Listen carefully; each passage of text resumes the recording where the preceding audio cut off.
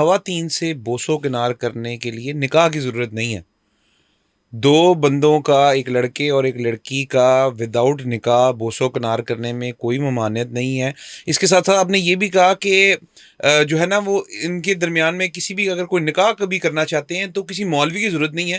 بس دو گواہ کے سامنے اگر وہ کہہ دیں کہ جی ہم ایک دوسرے سے جو ہے وہ نکاح کرنا چاہ رہے ہیں تو بس وہ دو گواہ کافی ہیں. کیا ابھی بھی آپ اس بیان پہ قائم ہیں کہ محترم اور محترمہ اگر دونوں باہمی طور پہ راضی ہیں تو درمیان کے اندر نہ نکاح خوان کی ضرورت ہے، نہ کسی جناب خطبے کی ضرورت ہے، نہ کسی عالم کی ضرورت ہے.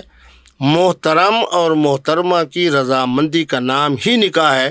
النکاح ینعقد بالایجاب والقبول.